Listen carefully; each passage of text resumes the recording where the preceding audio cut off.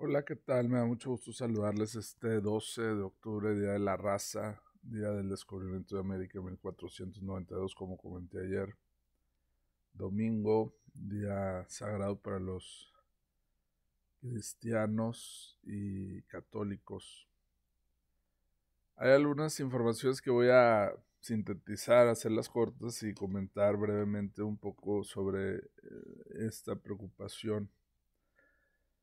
Eh, bueno, primero en Estados Unidos la persecución política que trae Trump. Así esté cerrada la Casa Blanca, están anunciando que están investigando a políticos de contra, ¿no? Es algo muy típico de la política, lo hacía Edgar Hoover, el presidente del FBI o el que dirigió el FBI por muchos años. Que Edgar Hoover, a quien no le caía bien, lo investigaba. Investigó a Einstein, a Chaplin como comunistas, a Lucille Ball como comunistas, no les caían bien los comunistas. Y ahora, paradójicamente, Trump investiga al director del FBI.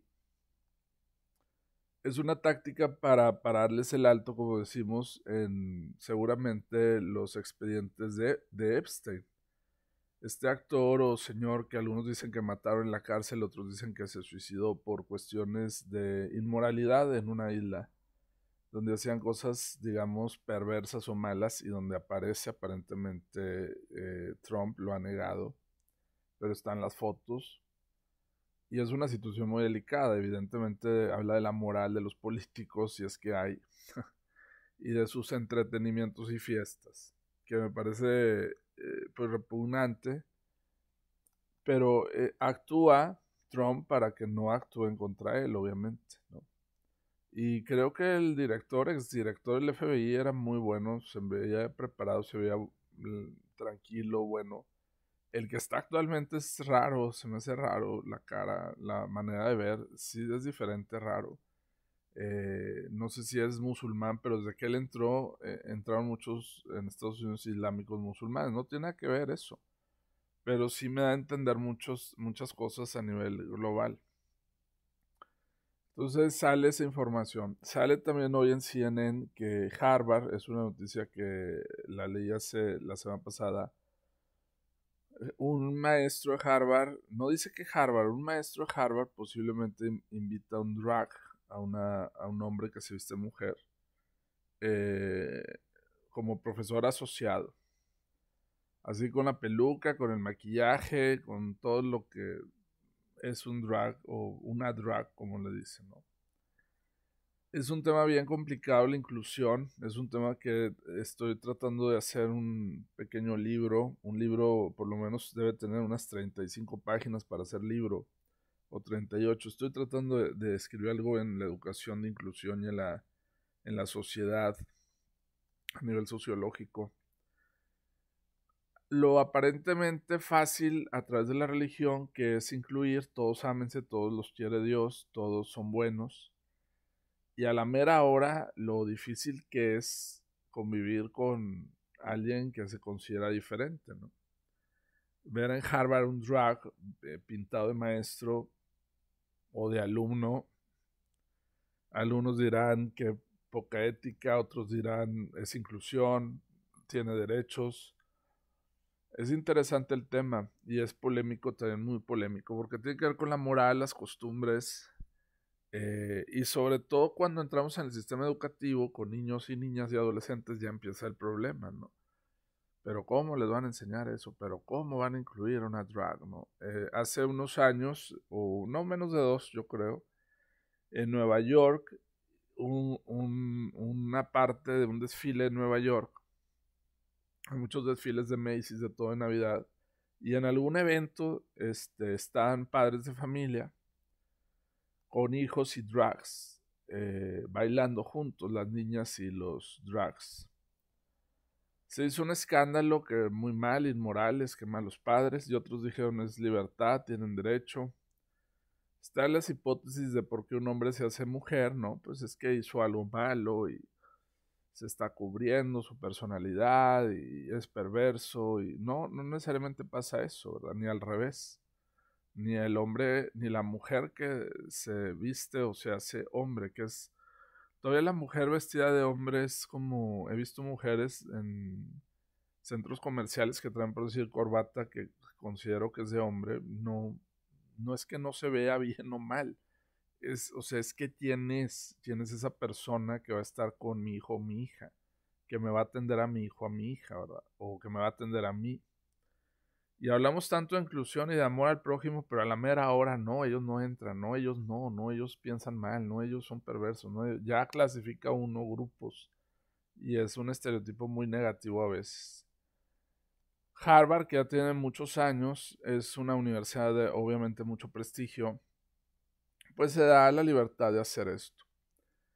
Es posiblemente también una revancha contra Donald Trump, porque recordemos que hace alrededor de un mes Donald Trump directamente manda a quitar $1 billón a Harvard y otras universidades, que son American Funds o digamos dinero de los norteamericanos, ¿no? Para, si les dan a las guerras de los vecinos, pero no les pueden dar a los alumnos de ahí, ¿no? Recordemos que Trump y Marco Rubio y todos ellos seguramente involucrados mandan quitar chinos e hindúes, que hoy sale también un programa de la India sobre hindúes y los números arábigos y todo en CNN, muy interesante, que tiene que ver con los mayas ahí, pero bueno.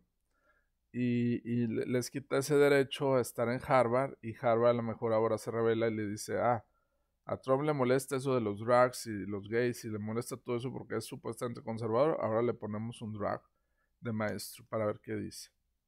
Es una revancha política tal vez, porque yo no sé si Yale, Harvard, las mejores universidades, John Hopkins hagan eso, de aceptar la inclusión. Sí, tengo muchos años de ver que en secundarias, en universidades de Estados Unidos hay mucha liberación de la imagen, de la ropa, es muy típico, eso tiene muchos años que alguien se vista con pelos pintados a nivel universitario. No estoy hablando de niños y adolescentes. Es que ahí viene el problema, ¿verdad?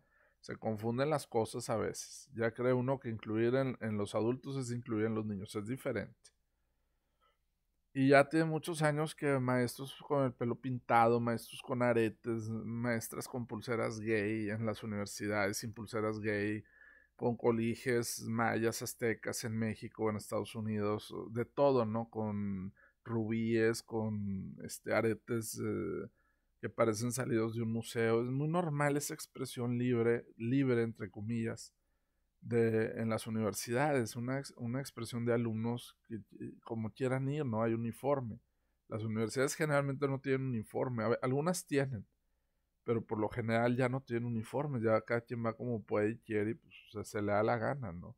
Y ahí es donde se nota a veces la clase social a través del uniforme o de la forma de vestir, que es un error. La clase social yo no la puedo determinar, yo no sé cuánto tiene él o ella en dinero en el banco, puede tener mucho y vestirse mal. El dueño de Facebook se vestía con una camisa simple, lavada y ya, polo y ya. Y alguien podría decir, no presume todo el dinero que tiene, millones de dólares de Facebook, billones. Es muy engañoso la imagen a veces. Uno cree que sabe lo que él tiene o ella tiene y no. Entonces Estados Unidos tiene esta libertad de invitar a un maestro asociado drag, pintado y pintada de hombre, mujer. También hay mujeres que se cambian a ser mujeres a ser hombres, de adultos. Entra el choque cultural de la religión, Dios no permite eso, Dios no los hizo así, no se aceptan, están traumados, empiezan muchas malas interpretaciones generalizadas, no individualizadas, cada quien tiene una interpretación diferente, una vida diferente. Pero sí me llama la atención cómo en la religión somos los que muchas veces decimos, incluiremos a todos amamos, y a la mera hora es mentira, a la mera hora tú para allá y tú para acá. No podemos ver a todos iguales. Por eso digo, una democracia no es una justicia social. No todos somos iguales ni nos vemos iguales. Ellos también a lo mejor nos ven raro, ¿no? Como me pasó en China, cuando en Shanghai, muy frío, estamos a 19, 20, estábamos terminando una cena. o era el mediodía, yo creo que era comida, algo así. Y pasamos por la casa de bolsa, por bancos de Shanghai, que es muy famoso. Es un lugar nuevo, aparentemente, donde rodan películas, documentales. Eh, y, y se acerca un muchacho, ¿va? Yo iba con la guía de turistas, mi familia, y me dice, ¿me puedo tomar una foto con usted? En chino, me tradujo ella. Yo ya había captado la idea porque sé algo de chino mandarín. De hecho, estoy dando ahorita en secundaria chino mandarín, miren. Estoy llevando este libro que llevé hace varios años. Ahorita a ver si nos da tiempo, hablo algo de chino mandarín. Vamos a ver algunas palabras. Por decir las palabras esenciales. Chongwo es centro, Chongwo es China, centro del planeta. Xie xie, gracias, pero hay maestros, le decía a mis alumnos que pronuncian xie xie, porque vienen en otra parte de China. Hay que promover el chino, es muy importante hoy en día. Moshigaren, mexicano. Shi, ser, o shi es 10. Aquí hay una conversación. Estoy tratándolos de enseñar conversación. Yo no soy experto en chino, o sea, no tengo lo más alto de chino, pero sí sé bases. Me gusta mucho el chino mandarín. Los caracteres. Por ejemplo, women es nosotros, wo es yo, men es nosotros, tamen ellos, wo soy yo, ta es él o ella. Generalmente no tiene femenino en chino. Por ejemplo, dice, woman mei tian shao shang pa tian shou chang ke le ni xi tian pan kai xian shou. Y luego vienen los caracteres. Woman pa tian shang ke wo shui she tai sao le. Ahora imagínense eso a 1000 por hora. Como hablan los chinos rapidísimo, para captarles la idea es bien difícil en China. Pero bueno. Bueno, eso lo vemos después. Y entonces se acerca, estamos tomando fotos. Y le dije, sí, te puedes tomar una foto. Claro, me la mandas por email, no pasa nada. Y los que están ahí, mi familia, hasta la traductora nos dijo, ten cuidado porque no vaya a ser alguien, así me dijo, de la mafia china. Y yo sé que hay mafia china como en Brasil, como en México, como en muchos lados hay mafias. Pero no es de la mafia, trae una camiseta de Jordan y un reloj de Mickey Mouse. ¿Cómo va a ser de la mafia? Le dije, no, y aunque fuera, pues bueno, si es de la mafia, bueno, pues yo qué culpa, o sea, no hice nada malo. Y que me relacionen con él, pues ¿qué tienes? Una foto, son dos, no, ni que estuviéramos todo el año tomándonos fotos, o sea, no pueden comprobar que yo lo conozco ni me conoce por una foto, es un conocido, ¿no? No es un conocido, es alguien que me pidió una foto. Y no querían que me tomara la foto, no, te va a hacer daño. Empieza la imaginación a ronronear de todo. No, que es malo. ¿Cómo va a ser malo este muchacho? Con un reloj de Mickey Mouse, por Dios, no creo que sea una trampa, porque contra mí no estamos seguros en China. Bueno, China hay seguridad e inseguridad. Y lo que me llamó la atención es que la misma traductora me dijo, ten cuidado. Dije, pero no, ¿qué me puede hacer? O sea, ¿qué es? No le estoy firmando nada, no le estoy diciendo nada. Cuando firmas aguas en China, porque te ponen todo en chino y no sabes ni qué firmas. Ahí sí las firmas, cuidado. Cuando escribes algo ahí sí, una chequera en blanco, cosas así, no lo vas a escribir una hoja en blanco, eso nunca. Ni aquí en México ni en ningún lado, nunca. Porque luego te le ponen ahí cosas y ahí sí, ahí ten cuidado. Y eso hablando de la inclusión. Y entonces ya me tomé la foto y me dijo, sí, se la voy a mandar y todo. Y le dije, oye, por qué te gustó la foto conmigo? ¿O por qué querías conmigo? Y me dice, porque tienes los ojos bien extraños. Me lo dijo un chino, porque tienes los ojos bien extraños. Para mí son normales, para ellos son extraños. Pasa lo mismo de aquí para allá, o sea, los rasgos de una población o de una característica, lo que alguien considera extraño o lo que pertenece a su grupo, pues se va distinguiendo en eso, ¿no? En el trato a los demás. Yo lo veo extraño estos ojos, yo veo también extraño a los de ellos. Entonces sí me llamó la atención eso. La inclusión es un tema bien complicado, es bien difícil, no es tan fácil, las leyes quieren todo bien rápido. Los que hacen la ley se les hace fácil, incluyen a todos, ¿verdad? a los venezolanos, a los cubanos, métanlos a todos en San Pedro, métanlos todos aquí, sí, denles trabajo, y espérate, y los mexicanos, y el servicio social, y el ISSSTE, y el dinero del pueblo, ¿qué? A ver, es como si vamos a esos países a ver si nos aceptan y nos dejan vivir ahí toda la vida. Vámonos a Cuba todos los mexicanos a ver qué opinan, que nos sostenga Cuba. Vámonos a Venezuela con Maduro, que tiene 700 millones de dólares, según un documental de Maduro, a ver si nos sostienen. No, que muy socialistas, comunistas. Vámonos a vivir, a ver si el socialismo nos soporta. Ahí están los capitalistas, los empresarios trabajando al doble para recibir, y políticos para recibir extranjeros, ¿no? Así que muy nacionalistas y que la fregada y a la mera hora es pura mentira. Entonces es un tema complicadísimo también. La iglesia, la inclusión, a quién debes de incluir, a quién le debes dar la comunión, a quién no, en la iglesia católica, en la iglesia anglicana, las mujeres, los hombres. Es bien rebuscado ese tema, pero interesante de tratar. Otra de las cosas que me está preocupando y que he visto en México es que se está diciendo que México es, y esto pasó con la contaminación, me preocupan mucho las estadísticas de México, las que están pasando en lugares supuestamente confiables o fiables. Precisamente me traje una Coca-Cola para representar este problema. En México se decía que era el país más contaminado del mundo. Llegaron a decir que Monterrey aquí no es Monterrey, aquí es San Pedro, pero Monterrey la ciudad es la más contaminada del mundo. Cosa inaudita, ilógica, no necesitas una maestría para determinar que es una falacia. Porque donde se usa más contaminación es en China, carbono. Y donde hay más carros y gente, pues es en China. Todavía en la Ciudad de México, si me dices, la Ciudad de México está menos contaminada que Monterrey, ¿cómo? Si tiene más carros que aquí. Allá contaminan más que aquí. Es que hay fábricas, allá también hay fábricas, cerca de Toluca, cerca de Puebla, en muchos lados. Tampoco refinan también la gasolina como tampoco la refinan aquí.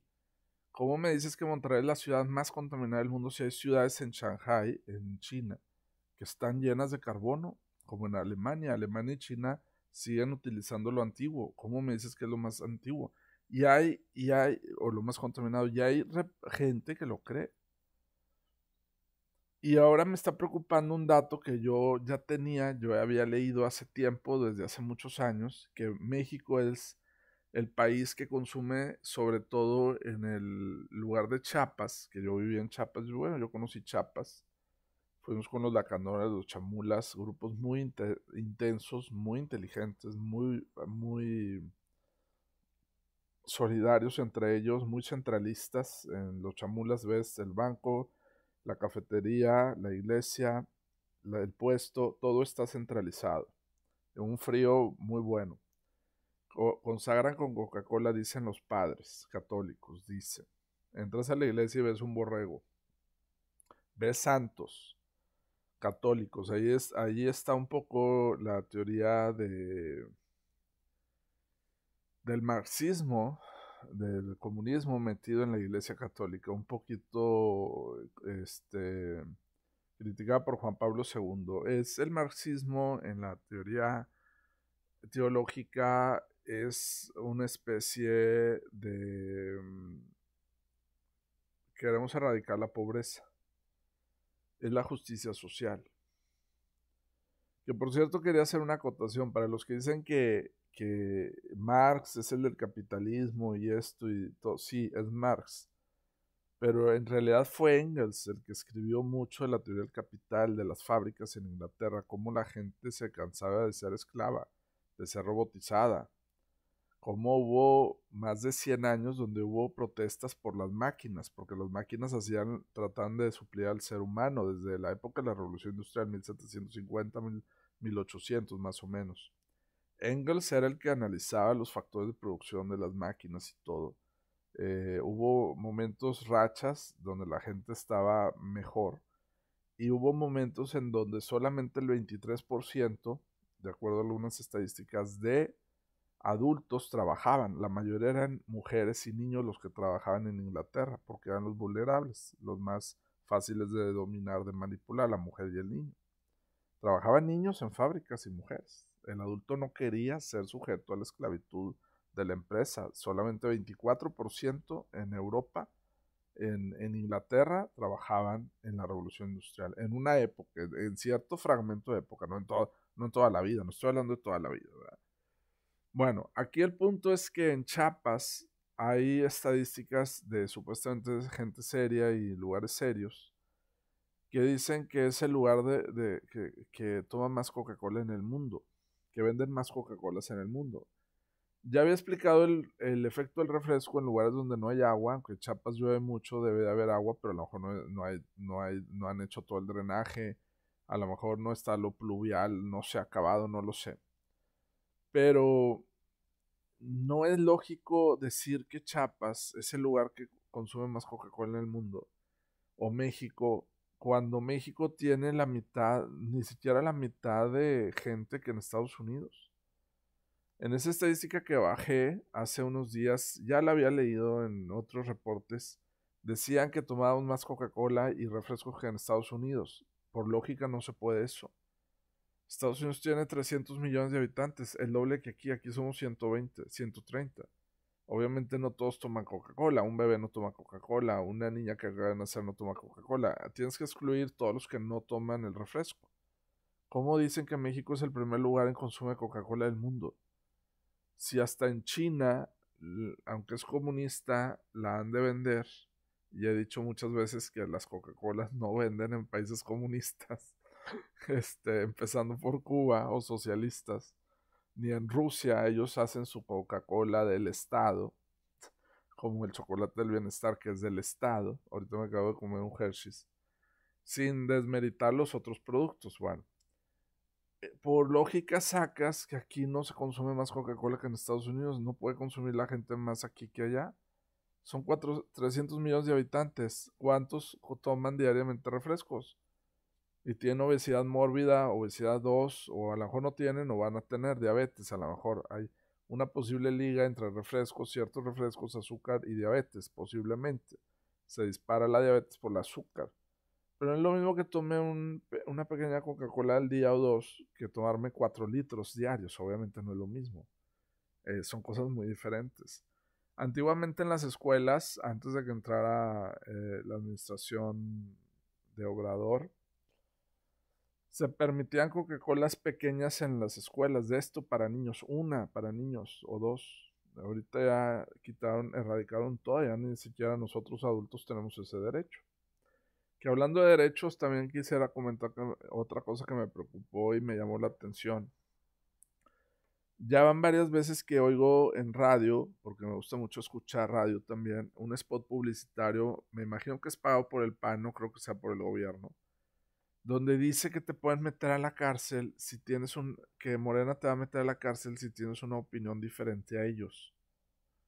3 años te va a meter a la cárcel. Es un spot que sale en radio, hoy salió, supongo que pagado por el PAN y el PRI, o no sé si el PAN y el PRI. ¿Cómo ponen eso?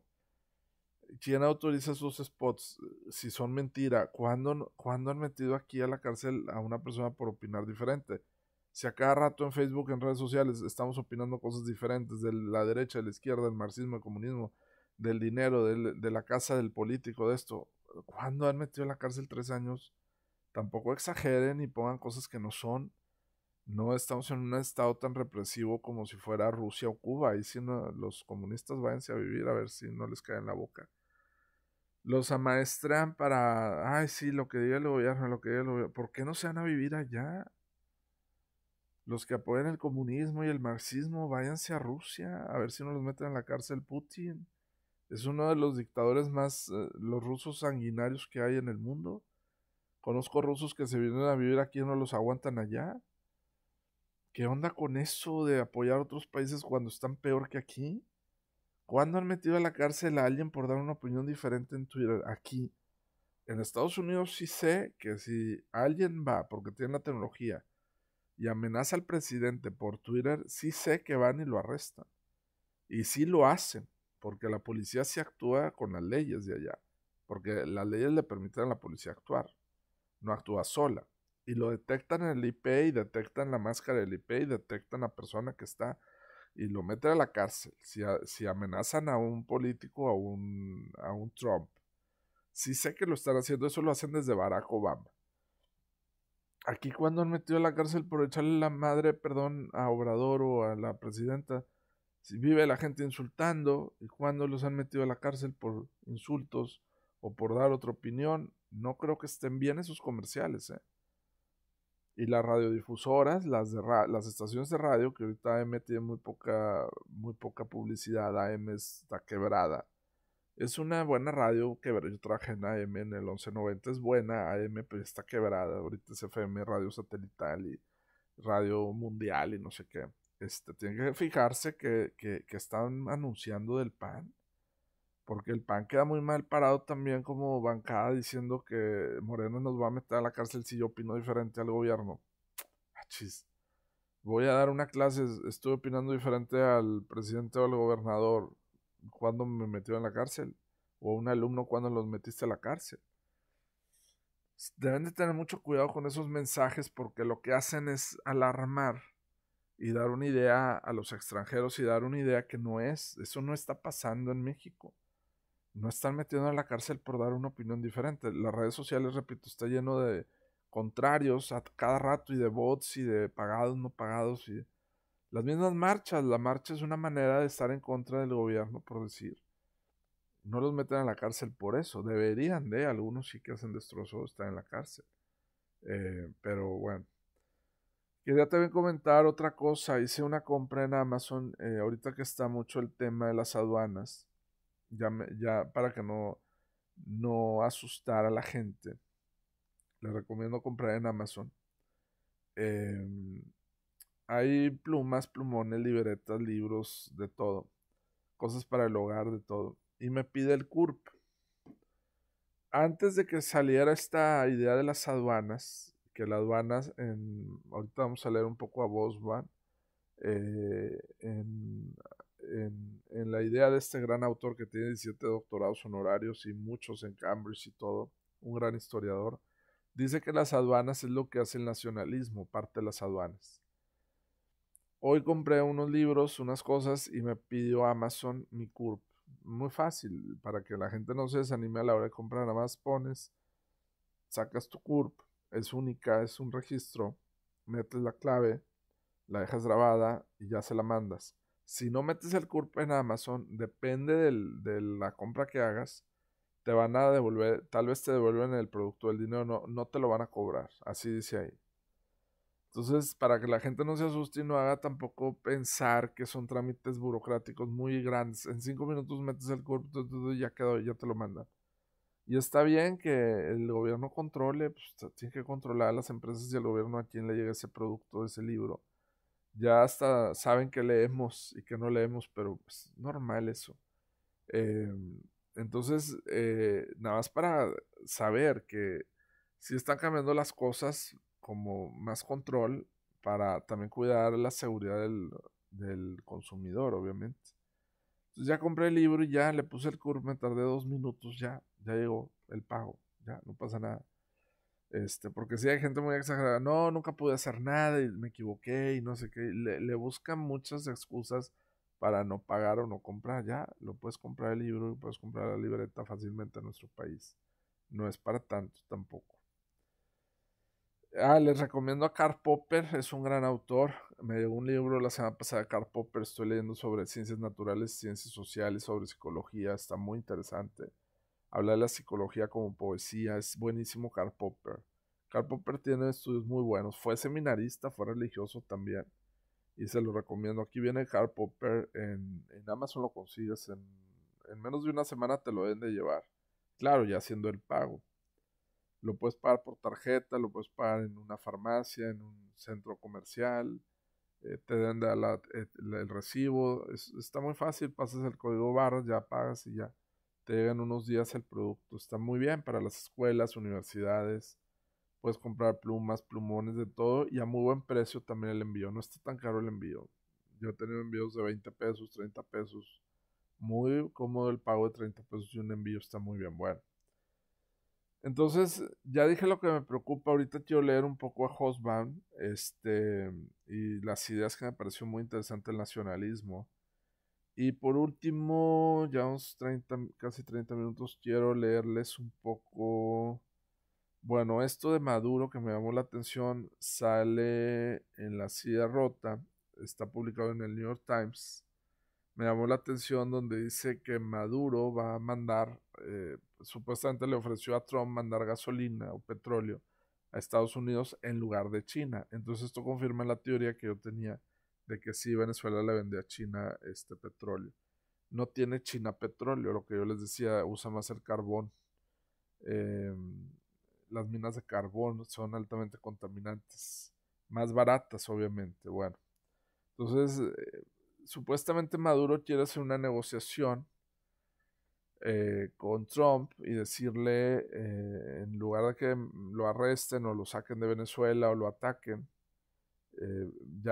lo curioso de todo esto es que no entra China y Rusia a defender a Maduro, si son los que están apoyando a Maduro en la gasolina o en el petróleo. Entonces está ya como haciéndose para atrás, eh, dando su brazo a doblar, como decimos, con Trump, porque le está diciendo, compré mi gasolina, yo le ofrezco gasolina a cambio de, pues ya no haya tantas investigaciones. Y digo, ya como que se sabe la verdad, o sea, de él, ¿no? De sus bienes en Miami, todo ya lo publicó el FBI, la CIA, todo eso. Bueno, ese era nada más un comentario. El otro comentario era de Veracruz, que está, no sabía que estaba tan inundado, está totalmente inundado Veracruz. Hay que ayudar, subí una foto, ayudar a Veracruz que bajé de Instagram. Vean los carros. Llegó una, pues, no sé, oleada o no sé, una lluvia muy intensa. Y Veracruz es un puerto muy importante que usaba Benito Juárez, que usaban en la Revolución, en la Independencia, para irse a otros países. De ahí zarpaban muchos barcos de Veracruz, de Tampico, de Veracruz. Hay que apoyar a los veracruzanos también, creo que se lo merecen. Es un calor muy húmedo, Veracruz, pero tienen cosas muy buenas. Café, cañas, tienen mucha producción de muchas cosas y hay que apoyar también. Creo que Monterrey va a apoyar, Nuevo León va a apoyar. Subí también a mi página, les recomiendo en Los Angeles Times, del sábado de ayer, de octubre 11. Viene lo de Corina, lo del premio Nobel de Corina y arriba lo de Gaza, los gazatíes. En el Los Angeles Times. Está muy bueno ese periódico. Todos los días recibo un periódico nuevo. Ahí está. Corina, Machado abajo y arriba los gazatíes y Palestina, donde supuestamente hay un trueque o hay una tregua, más bien tregua es como de suspender algunos días, donde quieren firmar un tratado de paz supuestamente, que curiosamente, lo dije ayer, firman el tratado de paz el mero día casi de los premios Nobel de la Paz. Y que Trump, casi el mero día, con un día de diferencia o dos, y que Trump se queja de por qué no se lo dieron a él, si él ha detenido muchas guerras, él lo ha dicho. Entonces, si él trabajó para el premio Nobel de la Paz, pues qué mal.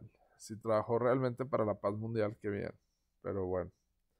Se lo pudieron haber dado a él, sí. Se lo pudieron haber dado a... Creo que a Corina y a Trump al mismo tiempo. No sé por qué no pudo ser al mismo tiempo.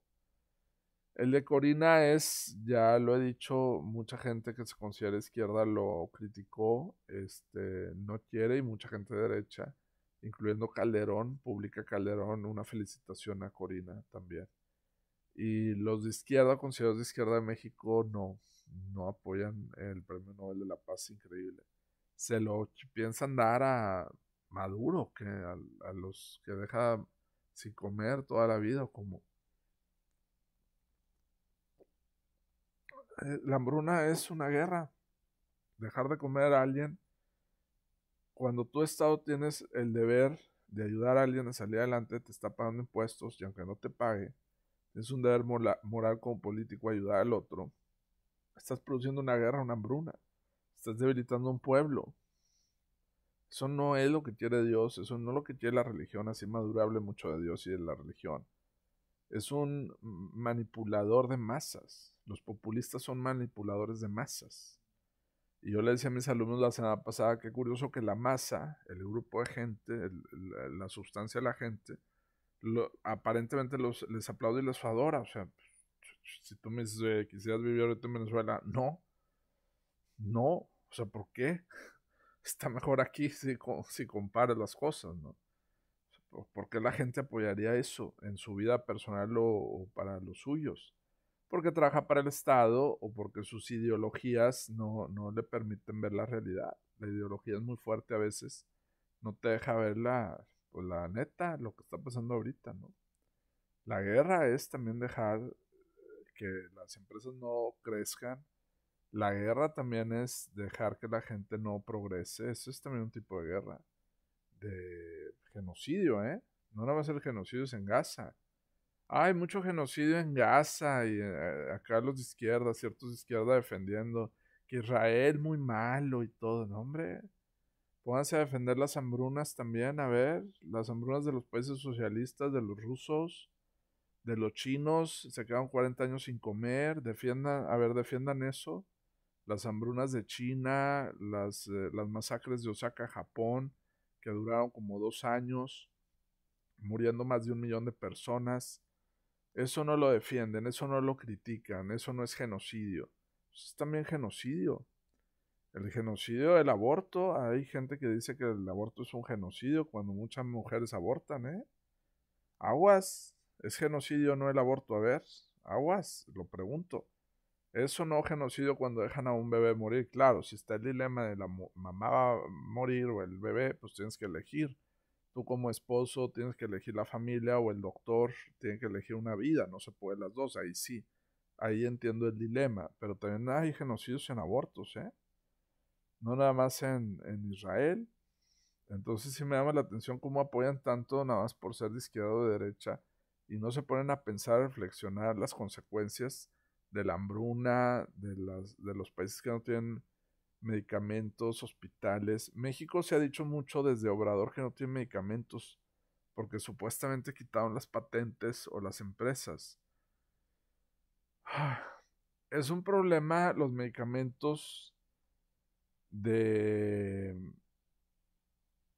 los gobernadores también, no nada más del sistema federal, es un problema de alcaldes y es un problema que aparentemente había robos antes. El error del gobierno es quitar el seguro popular por ser de Calderón. El seguro popular tengo entendido que estaba funcionando, pero hay ciertos medicamentos, no hay de todos especializados contra el cáncer, aparentemente es lo que están diciendo, es con lo que están atacando al gobierno desde Obrador, lo están atacando diciendo eso, que Obrador o el gobierno no permitió medicamentos de ciertas patentes. Pues eso también es delicado, pero yo no me atrevería a decir no hay medicamentos en un hospital público, no me atrevo a decir eso, porque siguen abiertos, porque siguen, ahora en la pandemia había muchas vacunas, no estoy tan seguro de que no haya todos los medicamentos que dicen que no hay eh, comprados. Se hizo una bodega en México, creo, pero parece que no está tan llena. El gobierno trató de hacerla de empresario y no le sale. No puede competir contra las empresas, ciertas empresas.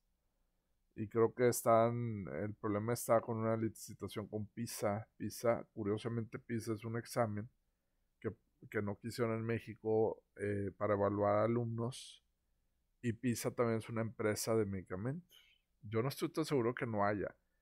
Hay pocos porque un hospital es muy difícil abastecer. No sabes cuántos van a ir mañana enfermos de cólera o de sida o de sífilis. No sabes qué está pasando ahí.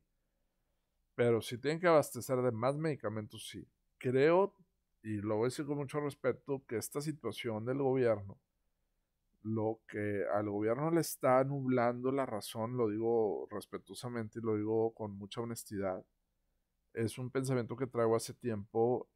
Lo que al gobierno le nubla la razón es pensar que todas estas cuestiones del fuego, del chamanismo, ahorita había otro ritual con Brugada, creo, la gobernadora de México, donde le hacen el ritual del fuego. Lo digo con mucho respeto y con mucha firmeza también. El gobierno tal vez está confundido y cree que todas estas cosas yo mal, en un video me expresé mal diciendo que es brujería. Sí llego a pensar que es una parte de brujería y otra de chamanería, que es diferente. El gobierno puede llegar a pensar que todos esos rituales curan a la gente. No necesita medicina, ¿verdad? Entonces sí puede ir por ahí, o sea, suena a broma, pero no es broma. Hay personas en nuestro país que creen que estos rituales inciensos son para liberar malos espíritus, porque el mal espíritu produce la enfermedad, no la enfermedad, no el virus, la bacteria. Si este gobierno se dice de izquierda, o el de Obrador, que es la continuación, los de izquierda se supone que son, como en palabras de Hobsbawm, los universitarios son paladines del Estado. ¿Por qué? Porque el universitario es fácil de manipular para ir a marchas, o fácil de que ataque al gobierno o que esté a favor del gobierno. Por eso hay muchas marchas de jóvenes universitarios. Es posible que haya esa idea del gobierno de que con rituales ya se purifica todo y al purificar no haya ese espíritu del mal que produce enfermedades. Lo digo con mucho respeto. Y obviamente habrá doctores que digan, no, cuando trajeron doctores de Cuba y que hubo mucho reclamo, leí un artículo de Sergio Sarmiento, que es de TV Azteca, obviamente, es de la derecha, pero me parece a veces imparcial, a veces sí, a veces no, lo han criticado. Tiene buenos comentarios a veces, no siempre, no lo apoyo en todo. Pero Sergio Sarmiento, cuyo jefe es Salinas, obviamente, y una vez se lo cuestioné a Salinas, yo también cuestiono, no porque le escribo no lo cuestiono, le dije, oiga, así le dije, oiga, a la Torre y Salinas, repite, a la Torre de TV Azteca, o sea, el del noticiero y Sarmiento, repiten lo que usted quiere oír. Le dije al contador Salinas, se lo escribí. Se me llenó ese día se me llenó al día siguiente a favor y en contra, ¿no? 10,000 solicitudes, 10,000 comentarios. Le dije, con todo respeto, ellos repiten lo que usted quiere o los va a correr o no por llevarle la contra, porque sí sé que Salinas es de una línea, no te salgas de esa línea, como todas las televisoras. Bueno, aquí el punto es que Sarmiento, que es del grupo de Salinas, o sea, trabaja para Salinas, está hablando de medicamentos y está hablando de otros temas, como a la torre. ¿Sí? Pero aquí el punto es si realmente creen este gobierno que se están purificando la gente y se está curando sin medicinas. Lo digo muy respetuosamente y lo digo muy firmemente. Cuando, a lo que voy es que cuando Sergio Sarmiento, que sale en televisión, sale en editoriales me imagino que el Universal, el Reforma, el Norte, escribe. Él creo que trabajó en la Británica, fue revisor de la Británica. Tiene buen colmillo Sergio Sarmiento. Tiene tiene buena trayectoria. Resulta que, ¿cuál era la idea? Ya se me fue la idea, perdón. Ya perdí la idea. Él critica que es muy peligroso antes de que invitaran a los médicos o doctores de Cuba a México. Y dio la impresión de que es muy peligroso invitar profesionistas de otro país a nuestro país. Esto era en la época de Obrador, más o menos. Me acuerdo ese editorial que sacó Sarmiento. Por ahí debe estar en el norte, en el Universal Norte, ha de estar en el Reforme o no sé. Pero fue en la época de Obrador, dando a entender que si traía médicos de Cuba iba a ser peligroso porque, pues, no nada más porque supuestamente les iban a pagar más que los de aquí. Cuando llegan los de Cuba, y los digo respetuosamente, muchos de aquí se quejaron, mexicanos, se vio en redes sociales porque pues no traían cédula, no traían la convalidación del título, tanto que nos piden el título y esto, y ellos, ¿qué onda? Pues vienen de otro país, ¿verdad? O sea, es como que, ¿por qué no atiendes a tu gente? Es como que ¿por qué le dan tanto dinero a un profesionista si no se lo dan a los muchachos aquí residentes? A veces no les dan, a veces sí les dan dinero, a veces no, para un taco, para comer, siendo mexicanos, pagando impuestos. O sea, ¿por qué metes a otro país? Y Sergio Sarmiento hizo esa crítica, ¿por qué cubanos aquí? O sea, médicos. Luego oí la crítica de que los cubanos no sabían tomar la presión, que muchos no sabían muchas cosas, Esa crítica ya la dije varias veces sobre Cuba. ¿Cómo se cree que tiene muy buena medicina? Pues si no tiene un vidrio en el hospital, no le dan mantenimiento, ¿de dónde sacan que tiene buena medicina?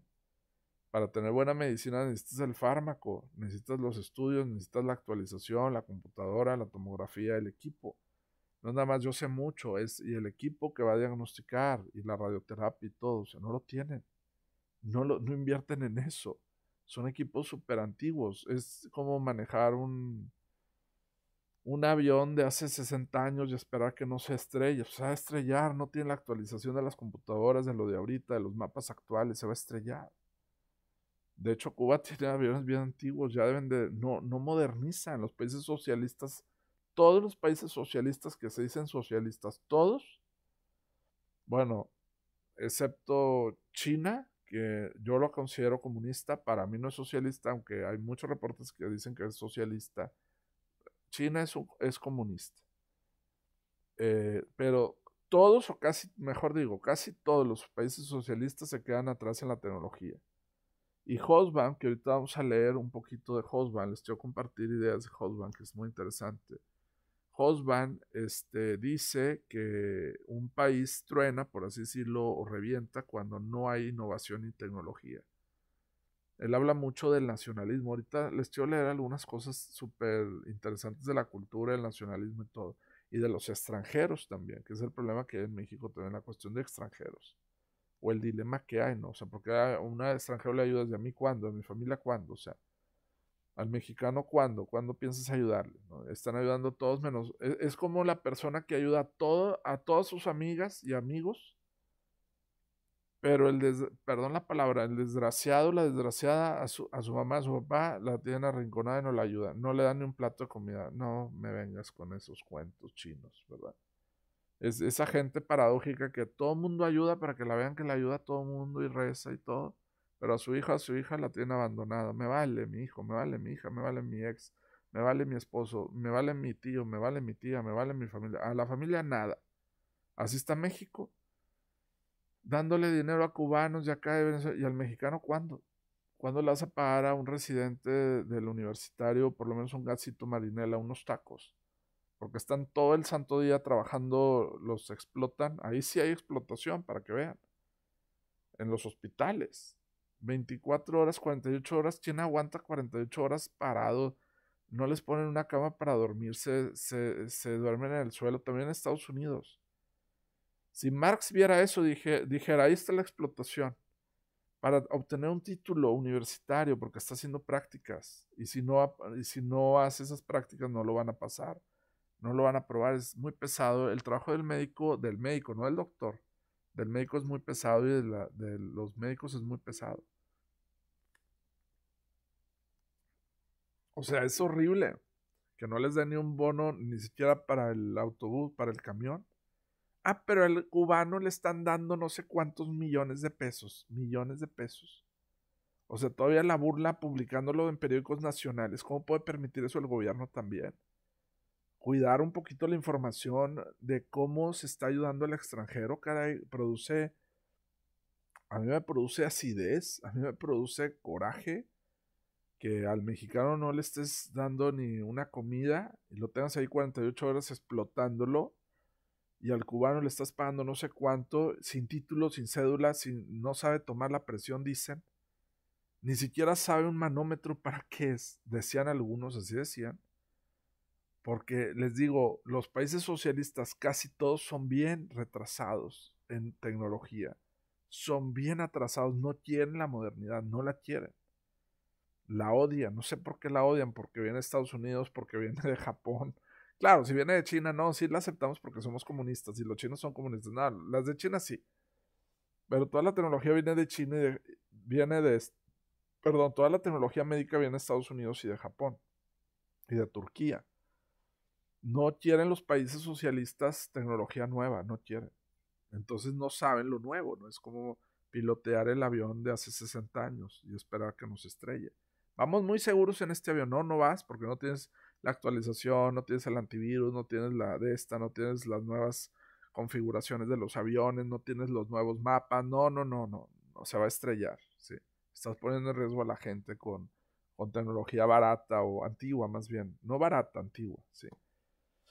Entonces sí, eso me preocupa también, que le estén dando más dinero a otros países.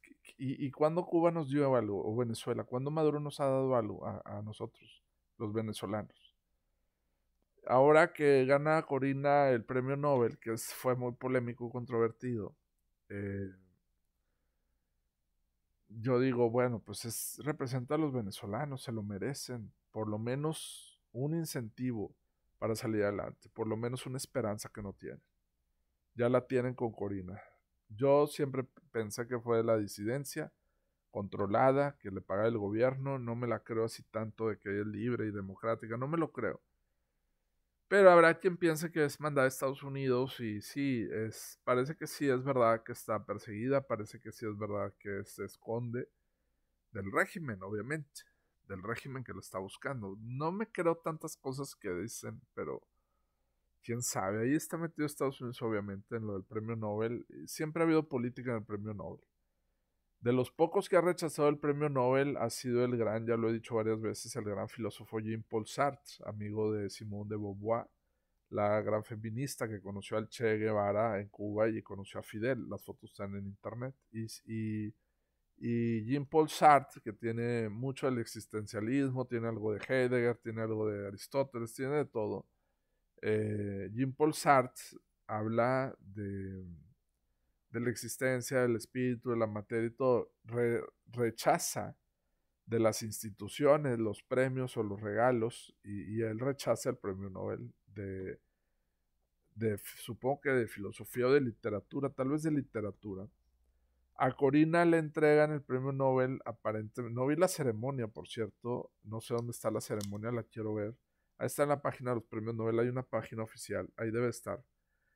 Pero a Corina ha de ser de la paz, por buscar la paz a través de la democracia, el supuesto concepto de democracia que produce la paz, que tampoco la produce. La democracia ha traído también muchas tragedias, rapiñas, robos, también el socialismo, el comunismo, nadie se salva, o sea, aquí no me vayan con santos y con diablos, aquí todos están enviciados, aquí está todo, también la democracia ha conducido a muchos males, pero en mi opinión, de los menos males. Estuviéramos más mal con un país comunista socialista, con un régimen dictatorial. Si estuviéramos en Corea del Norte, no, olvídense. No. Rezarle a Kim Jong, no. No, yo prefiero rezarle al Papa que a Kim Jong. Bueno, voy a leer de este libro, se lo recomiendo para universidades, para tal vez prepa, está un poco avanzado para prepa, yo lo considero para carrera, para relaciones exteriores, para psicología, pedagogía, filosofía, psiquiatría, está muy bueno este libro, medicina. Eric Hobsbawm es uno de los grandes autores, tiene 16, 17 doctorados honorarios, es un libro nuevo relativamente, se imprime en el 2021, estamos al 2025, es relativamente nuevo, hace 3, 4 años. Para México se imprimió en el 2022, hace 3 años, es nuevo, entre comillas, y es editorial crítica, es sobre el nacionalismo. Es un tema muy bueno para el comunismo, el socialismo y para el que se cree nacionalista. El análisis de Hobsbawm es muy bueno y es lo que voy a tratar aquí, una aproximación. Siempre que tratamos de hacer un análisis o algo y seamos serios, no decimos hacemos un análisis, se dice hacemos una aproximación a un análisis. Cuando decimos estamos buscando la verdad, se dice estamos buscando una aproximación a la verdad. Yo no la tengo ni tú ni nadie completa. Es una aproximación a la verdad, es lo correcto de decir. Bueno, voy a cerrar aquí el Twitter. No sé qué más viene, que valga la pena poner. Pues ya lo vimos. Bueno, de las economías más grandes del mundo está México en la 15ª y China y Estados Unidos en las primeras economías del mundo. Aquí viene México en la 15. Habría que ver cómo miden. Y los países del BRICS está en último lugar Sudáfrica, que es uno de los países que está en el BRICS. Turquía está abajo de México. Rusia, ¿dónde viene Rusia? A ver, Rusia, ¿dónde vendría? No veo a Rusia. Polonia. Noruega, Tailandia, no viene Rusia. Alemania, tercer lugar, la India, cuarto lugar, Japón, quinto lugar, Japón. En mi época de niño, Japón era de los primeros lugares, ahorita está en quinto lugar. Reino Unido, que sí es muy importante para la historia, Francia, Italia, Canadá, Brasil, Rusia en onceavo lugar. Rusia en onceavo lugar en economía y México en quinceavo lugar. China, pues China en segundo lugar, según aquí dice, está basado en la IMF World Economic Outlook. Bueno, vamos a ver. Entonces sí me gustaría compartir las ideas de Hobsbawm. Hay una introducción de Donald Sasson y dice, voy a decir ideas generales, no voy a leer todo, voy a leer algunas frases y a comentar. A Eric Hobsbawm dice no le gusta el nacionalismo, como escribió en 1988 en una carta dirigida a un historiador nacionalista de izquierdas. Sigo estando en la curiosa posición de rechazar, desconfiar, desaprobar y temer al nacionalismo. Allá donde exista, quizá aún más que en la década de 1970, si bien reconozco su enorme fuerza que se debe aprovechar para progresar, si ello es posible. Y a veces lo es, no podemos dejar que la derecha monopolice la bandera, dice. Pueden lograrse algunas cosas movilizando los sentimientos nacionalistas. Sin embargo, yo no puedo ser nacionalista ni tampoco en teoría, ningún marxista lo puede ser. Ningún marxista lo puede ser. Luego viene un poco de Berlín, de Suiza, de su vida, no lo voy a leer.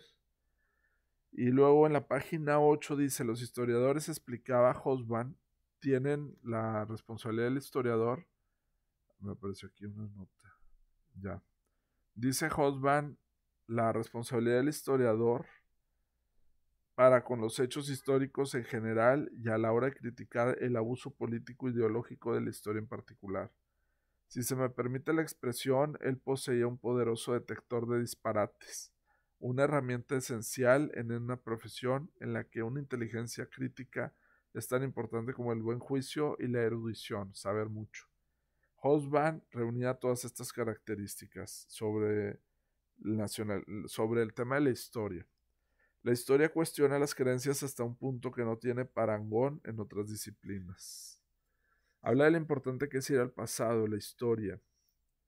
Habla de una de las ideas principales de Hobsbawm antes del primer capítulo, en el prólogo y en el primer capítulo, es que el nacionalismo como que se basa en otras naciones. Pone el ejemplo de Turquía, que adopta el alfabeto romano, por decir, que habla de dialectos y lenguajes.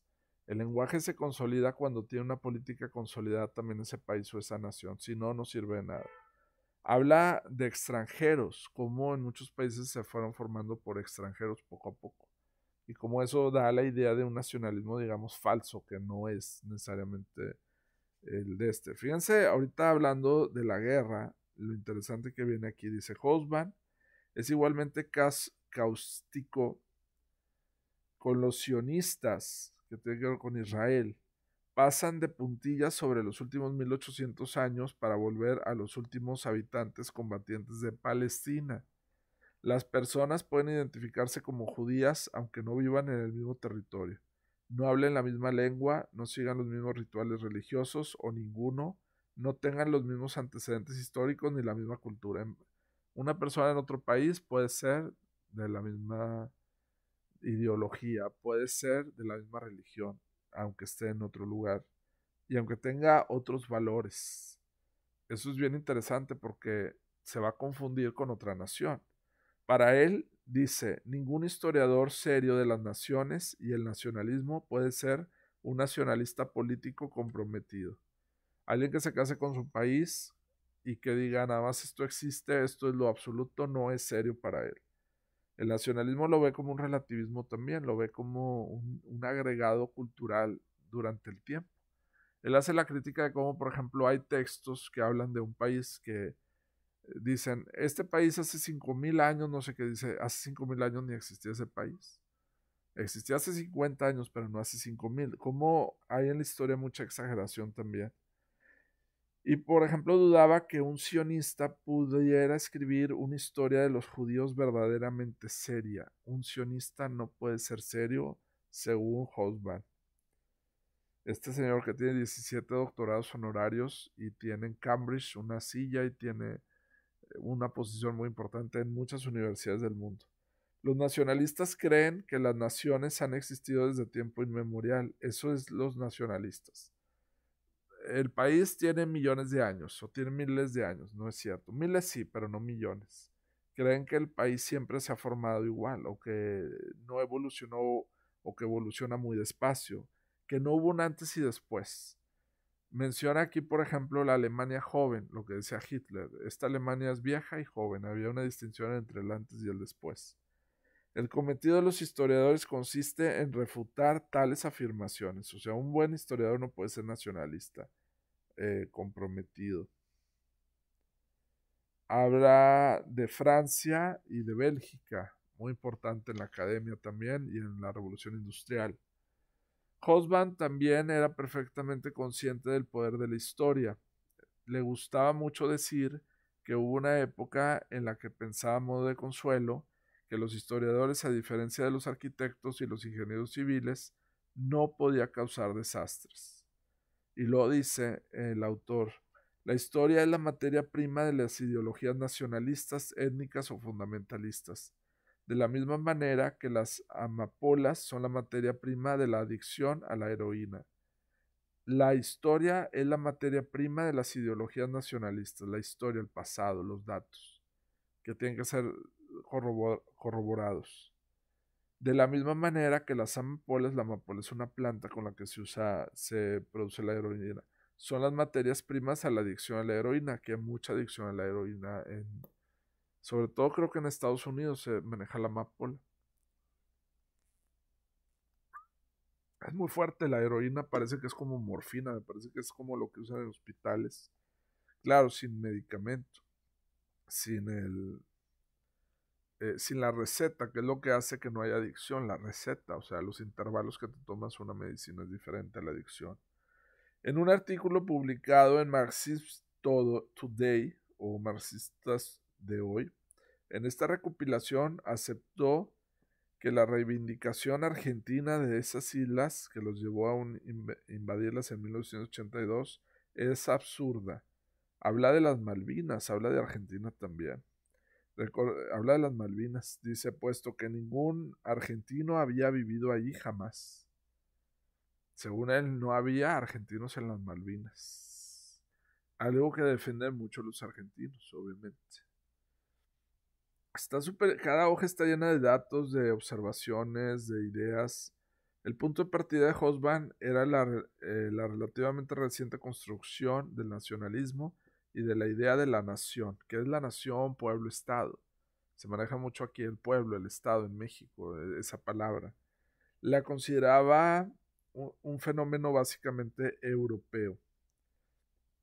En el siglo XIX, había muy poco nacionalismo en América Latina, y el que existía era obra de las élites patricias, mientras que las masas católicas seguían pasivas, casi tanto como la población indígena, según aquí.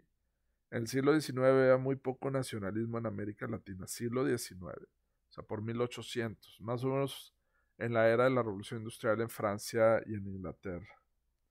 La restauración Meiji de 1868, más o menos en la época de Albert Einstein. Albert Einstein presenta sus libros o estudia por 1900, inicios de siglo más o menos. Unos 40 años después, Einstein estaría en la universidad más o menos. La restauración Meiji de 1868, cuyo objetivo era resistir al colonialismo europeo, ¿sí? O sea, los europeos que invadían, imponían su religión, sus usos, costumbres, su idioma en otros países, y construir una potencia japonesa. Meiji es japonesa, de hecho. Fue el síntoma de que el problema nacional había alcanzado el lejano oriente, hasta Europa, hasta Japón, hasta Asia. Los japoneses tienen la fama de no aceptar extranjeros. Es muy raro ver a un japonés o japonesa casarse, es muy raro, sí hay, pero es raro con extranjeros. no aceptan no aceptan el turista sí lo reciben una semana, dos, un mes, pero no aceptan a los extranjeros muchos. Aunque, que por cierto, hace unos días sale la noticia que creo que es no sé si es primer ministra de Japón o alguien que trabaja en gobierno de Japón, es mujer. Por primera vez hay una mujer en sus arcas políticas, en ese puesto, no me acuerdo si es primer ministra, algo tiene que ver con el gobierno de Japón. Aunque incluso ahí era obra de las élites, en gran medida el nacionalismo fuera de Europa, o sea, una idea europea, fue una consecuencia del poder imperial europeo. Habla de la guerra civil, de la unidad de la nación. Habla de las Malvinas de 1982. En Europa el nacionalismo fue el producto de las revoluciones duales. La revolución, o sea, de dos, la revolución francesa y la revolución industrial británica, la que les comentaba ahorita. Algunos como el historiador Elie Kedouer, quien definió el nacionalismo como una religión política, lo definía Elie Kedouer como el nacionalismo una religión política. Sugirieron que la invención del nacionalismo podía remontarse hasta algunos pensadores de la Ilustración alemana como Kant o Fichte, como respuesta a la ocupación napoleónica del territorio alemán. Era una respuesta a la guerra, según este autor. El que alguien se identificase como alemán antes de la unificación de Alemania era, en el mejor de los casos, una identificación cultural y lingüística, aunque muchos hablaban diversos dialectos alemanes. El dialecto lo habla generalmente menos personas que el lenguaje lo habla más gente, ya maduró, el lenguaje tiene más símbolos, más signos, que el dialecto es más, tiende a ser menos, abarca menos la sociedad también. Fíjense que habla de Rusia, dice, en la Rusia zarista, o sea, los zares, no había presidentes, había zares. En el Hermitage, cuando uno va al Museo del Hermitage, ve toda una pared llena de zares, de las fotografías, no son fotografías, de las pinturas de los zares. Y hay huecos rojos que me imagino que ahí no los ponen porque quitaron a ese zar, o dimitió el zar, o renunció el zar, o abdicó, lo que sea. Eran los zares rusos, ¿no? Lo importante, todavía existen esas ilustraciones en el Hermitage, en el Museo del Hermitage. En la Rusia zarista, uno podía ser un eslavófilo reaccionario y contrario a la modernización, lo que les digo. Los países socialistas están en contra de lo moderno, lo que acabo de decir. Y a partir de ahí, un ferviente partidario de la Santa Rusia, que intentaba mantener a rayar al odiado Occidente. La Santa Rusia tiene que ver con el poder del Estado, pero tiene que ver con los ortodoxos también. La Santa es un término ortodoxo. Hay muchos ortodoxos en Rusia. Y algunos piensan que Putin o el presidente de Rusia es el patriarca de los ortodoxos. El que manda la guerra es patriarca de los ortodoxos. O sea, la guerra tiene una justificación divina. Te salvarás tus pecados y vas a la guerra, les dicen en Rusia. Sin embargo, durante gran parte del siglo XIX, el nacionalismo tendió a identificarse con el liberalismo. Nacionalismo era lo mismo o era parecido al liberalismo. Cuando te dicen eres liberal, técnicamente te están diciendo eres nacionalista, si eres liberal, desde ese punto de vista. En la Europa del siglo XIX, la gente dice corriente, es decir, básicamente los campesinos apenas eran conscientes de ser polacos o italianos. No tenían todavía esa nacionalidad, no tenían todavía esa identidad cultural. Me voy a saltar esta, voy a leer un poco de esta de aquí, desde aquí. Me voy a saltar la 14, vamos a leer un poco de la 15, que está muy bueno este libro, muy interesante. En Francia, la educación primaria, fíjense, la educación primaria se hizo obligatoria en 1882. Su función no solo era la de alfabetizar y enseñar aritmética a los alumnos, sino también transmitir valores nacionales. ¿Cómo se transmiten valores nacionales? A través de cantos, asambleas, la bandera, saber la constitución, los poderes fácticos, los poderes políticos. Es como se va transmitiendo poco a poco el nacionalismo. Entonces dice aquí, vuelvo a repetir, en Francia la educación primaria se hizo obligatoria en 1882. Su función no solo era la de alfabetizar y enseñar aritmética, que es importante obviamente, pero la función era transmitir valores nacionalistas. Tú vales como ciudadano nacional, tú tienes derechos y obligaciones en este país, tú pagas impuestos o tu familia. Eh, y es diferente a veces al trato obviamente, del migrante, ¿no? Del extranjero. No obstante, la nación no es algo meramente construido desde arriba. Fíjense lo que dicen las naciones. Se desarrolla de manera desigual entre clases sociales y regiones. Clases sociales y regiones. Van a diferentes ritmos, por así decirlo. Está muy bueno este libro. Vamos a dejar la 16.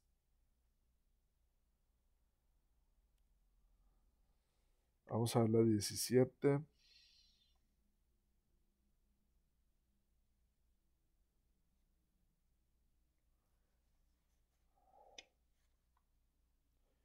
Dice aquí en la página 17, en el pasado explicaba el objetivo del malestar social era volver a un estado de cosas anteriores. Tendencia a repetir el pasado, tendencia a recordar algo, tendencia a creer que eso está bien, que está legitimizado para hacerlo actualmente. Se iba al pasado. El principio de nacionalidad había convertido un derecho latente en una aspiración y un sentimiento en una reivindicación política, convirtiéndose convirtiéndose en el auxiliar más poderoso de la revolución. Era una forma de combatir la revolución a través de la imaginación, a través de la educación y a través de los bienes y servicios que se estaban ofreciendo en ese entonces. Vamos a saltarnos esta y estas dos. A ver, que vi algo aquí interesante en la página 22. Dice, esto se me hace que es interesante. Déjame, ya me voy a tomar esta Coca-Cola. En vidrio se enfrían más que en plástico o en lata. Y generalmente el vidrio no hace daño más que la lata de aluminio, y el plástico pues tiene las toxinas que se liberan. En las dos últimas décadas, o sea, 20 años, los usos del término nacionalismo han aumentado vertiginosamente con la creciente marea de partidos nacionalistas, los que prometen defender al país, va a decir el país, casi en paralelo con el creciente uso del término globalización. Nacionalismo y globalización son términos muy usados, dice Hobsbawm. Como Hobsbawm escribió de manera premonitoria, la paradoja del nacionalismo fue que al formar su propia nación, creó de forma automática el antinacionalismo de quienes se veían obligados a elegir entre la asimilación y la inferioridad. Estaban obligados a aceptar ese complejo de inferioridad. Sí. El nacionalismo le lleva a la contraria, es un antinacionalista. ¿Quién podría ser un nacionalista famoso? No nada más un político, puede ser un empresario, puede ser un cineasta que sea nacionalista a través de sus películas, puede ser un doctor, un médico que haga cosas adecuadas, un maestro. Son muchos. ¿En qué página vamos? 22. Vamos a ver aquí. Dice... No, este ya lo leímos un poquito. Dice capítulo 1.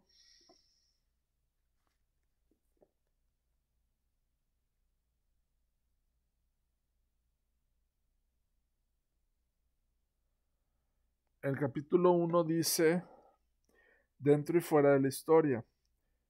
Y aquí viene y narra 3 elementos que da en la universidad. Me parece que de Hungría o Budapest. Dice, de pequeño su suegra hablaba en húngaro y sus padres fueron dueños de una tienda de Herzovina durante los años que vivieron bajo la antigua monarquía austrohúngara. Dice, de ahí que me presente ante ustedes como un forastero que, de un modo indirecto, también forma parte del grupo. La inclusión, lo que estamos hablando, del extranjero, el que se cree extranjero. Bueno, aquí habla de cosas más técnicas del sindicato. Sin embargo, existe otro tipo de incertidumbre, dice, de carácter más colectivo. El bloque de las sanciones es el bloque de las naciones es atribuida a ser casi. En muchos sentidos, la línea que separa ambas Europas no es demasiado nítida. Pues es que ahí viene el problema, ¿verdad? ¿Quién define esa división, esa estructura, ¿no? Vamos a ver. Esto lo tengo subrayado. Llevamos ya 1 hora 16. Vamos a darle unos 3-4 minutos, porque si no ya ven cómo me engancho aquí también con el video. Vamos a ver, se lo recomiendo leerlo como quiera. Vamos a ver ya lo último.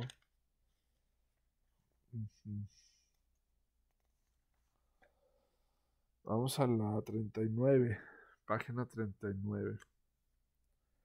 Dice, el grado de trascendencia que puede llegar a tener el tema queda ilustrado en un reciente artículo del escritor Amos Elon sobre el modo de que el genocidio de los judíos a manos de Hitler se ha transformado en un mito legendario de la existencia de Hitler, de la existencia del Estado de Israel, más bien. Más aún, durante los años en que la derecha ocupó el poder, se convirtió en una especie de fórmula ritual de afirmación de la identidad y la superioridad del Estado, y junto a Dios es un elemento esencial del conjunto oficial de creencias nacionales. Como que no le quedaba a otro nacionalista, también lo tenía que demostrar, de cierto modo. Vamos a ver. Este no es el capítulo 1, es el prólogo, apenas empieza. Dice, me doy cuenta de que la historia de la creación del Estado de Israel dejó de escribirse para servir históricamente casos o históricamente como propaganda nacional o como defensa de los siguientes, unos 40 años después de que el país comenzara su andadura. En la actualidad, dice, habla sobre la historia como un objeto, ¿no? En la actualidad la historia irlandesa, habla mucho de Irlanda, de Inglaterra, de otros países. Dice, en la actualidad la historia irlandesa, tanto en la República como en el norte, o en la muerte será, atraviesa un momento de esplendor porque ha conseguido liberar unos stickers, unas estampillas, ¿verdad? Que ya tenemos afuera. Falta otros pagos, yo creo, aquí en,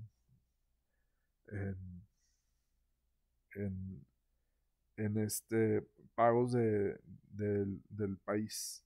En la actualidad, la historia irlandesa, tanto en la República como en el Norte, atraviesa un momento de esplendor. Analiza mucho a Irlanda y los católicos, por ejemplo.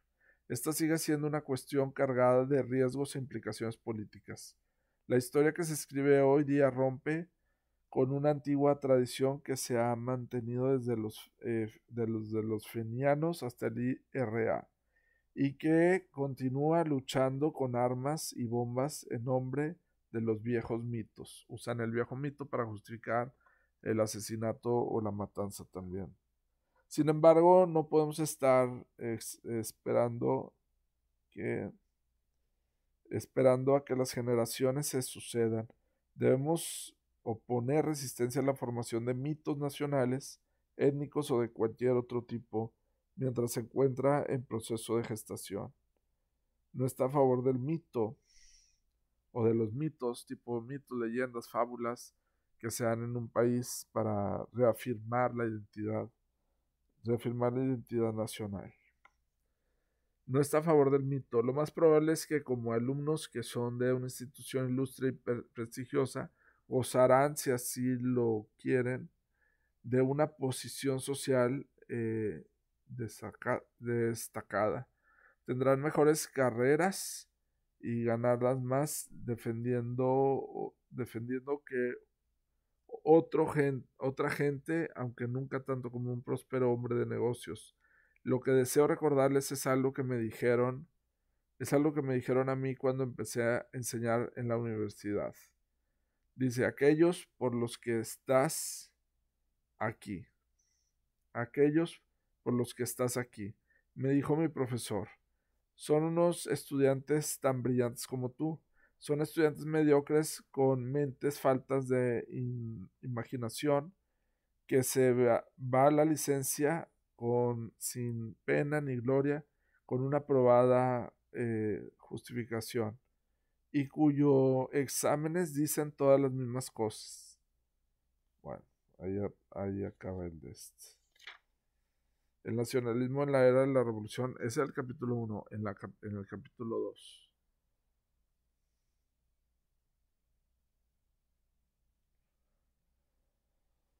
Bien, está muy interesante, está muy analítico Hobsbawm.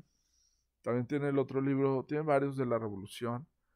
Datos, cifras, museos, el aspecto humano, socialista, político, el aspecto que él considera, también se vale, creo que dar opiniones, ¿no? De una talla de él y saber más de la historia y saber cómo podemos aplicar lo bueno al presente y descartar un poco lo negativo, lo malo, ¿no? Aquí lo importante es que nos hace nacionalistas, somos regionalistas, globalistas, nacionalistas, nos adaptamos a otra ciudad, a otro país o no nos adaptamos, si ya tenemos aquí algo construido, ¿no? Pero bueno, llevamos 1 hora con 22 minutos, me dio mucho gusto saludarles, hacer estas reflexiones y espero les hayan aprendido, les hayan gustado, ojalá el que quiera comprar el libro, hay muchos de Hobsbawm, pero con esa precisión. Él ha dado lecturas, ha dado cátedras en universidades también muy importantes de Europa también. Coincido con él en un 85% aproximadamente. Así es que bueno, muchas gracias por su atención, me dio mucho gusto saludarles nuevamente, nos vemos mañana o esta semana con otros temas, otras actividades que ya van surgiendo ahorita aquí, hay que organizarse. Gracias por su atención nuevamente y que pasen un espléndido domingo. Que pasen un plácido domingo el día de hoy. Hasta la próxima.